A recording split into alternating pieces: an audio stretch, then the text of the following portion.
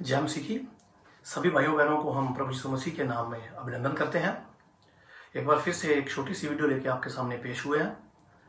आज का जो हमारा विषय है वो है कि बाइबल क्या है, व्हाट इज द बाइबल।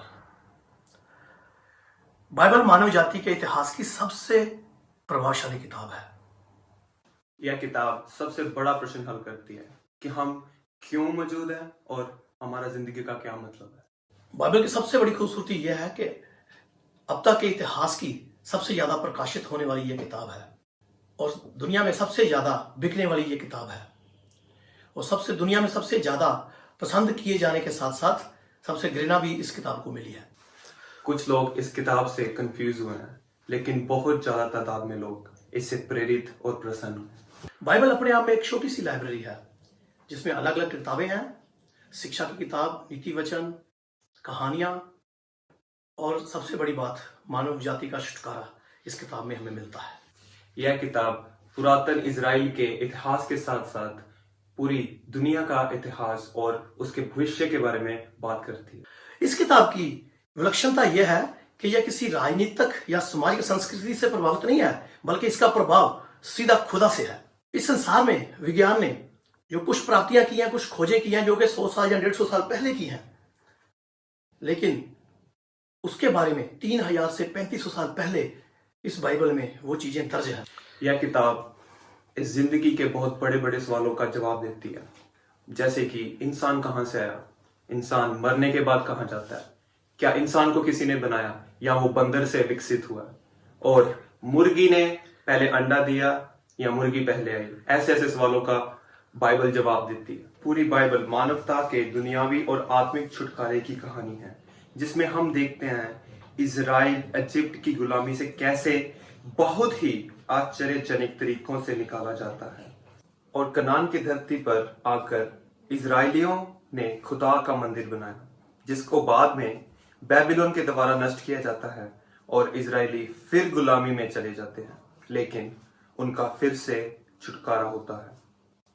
वह वापस आकर खुदा का मंदिर फिर से खड़ा करते हैं। और ये सारी जानकारी हमें पुराने नियम से मिलती है, जिसको हिब्रियों में तानक भी कहा जाता है। और तानक 3 श्रेणियों में बटा हुआ है, जो कि सबसे पहले टोरा आता है, जो कि लॉ की किताब है। इसमें बाइबल की पहली 5 किताबें आती हैं। और उसके बाद नेवियम आता है, जो कि नबियों और इतिहास की पुस्तक है। उसके बाद कैटोबिम आता है, जिसमें नीति वचन है, कविताएं हैं और कहानियां आती हैं। और यहूदी लोगों यानी इसराइलियों का मानना है कि परमेश्वर अपने कलाम से उनके साथ बातें करता है, और इस कलाम को हम पवित्र शास्त्र भी कहते हैं। और दूसरा टेम्पल बनने के दौरान और उसके बनने के बाद और भी नबियों और इतिहासकारों की जो पुस्तकें कुछ लिखी गई हैं, जो कि पुराने नियम में दर्ज नहीं है, लेकिन उनको हम इसराइल के इतिहास की पुस्तकों में से प्राप्त कर सकते हैं। पुराने नियम में कई नबियों के द्वारा भविष्यवाणी होती है कि उनके लिए एक अगवा, एक राजा और एक मसीहा आएगा जो उनको आत्मिक छुटकारा दिलाएगा। फिर कई सदियों के बाद एक मसीहा उनके लिए आता है, जिसको हम यीशु मसीह के नाम से जानते हैं। और यीशु उन तमाम भविष्यवाणियों, उन नबूवतों को पूरा करते हैं, और उन नबूवतों के अनुसार ही वो क्रूस पे कुर्बान हो जाते हैं। और यीशु मसीह का कलाम उसके चेलों और प्रेरितों के द्वारा लिखा जाता है, जिसको गोस्पल या खुशखबरी का पैगाम कहते हैं। और खुशखबरी का ये समाचार फैलाने की कहानी हम प्रेरितों के नाम की पुस्तक में देखते हैं।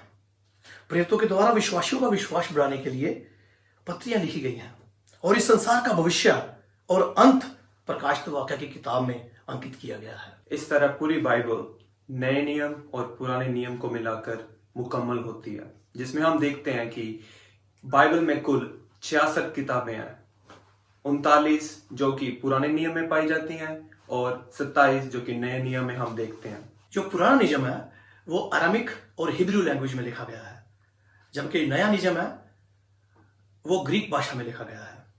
और इसको पूरा होने में 1600 साल से अधिक का समय लगा है।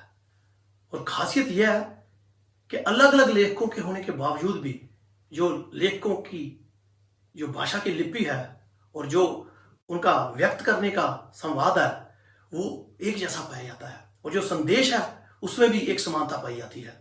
इससे हमें पता चलता है कि यह वचन किसी इंसान का नहीं बल्कि सीधा खुदा से आया है। इसीलिए हम आग्रह करते हैं कि आप बाइबल को एक बार जरूर पढ़ें। और आपका धन्यवाद करते हैं कि आपने इस वीडियो को पूरा देखा, और आप जल्द से जल्द हमारे चैनल को सब्सक्राइब कीजिए, क्योंकि हम चाहते हैं कि आप एक भी वीडियो मिस ना करें। और ये वीडियो अपने फ्रेंड्स के साथ, अपनी फैमिलीज के साथ शेयर करें, ताकि ये ज्ञान की बातें उनके पास भी पहुंच सके। और आपका धन्यवाद करते हैं कि आपने ये कीमती समय निकाला। प्रभु आपको आशीष दे।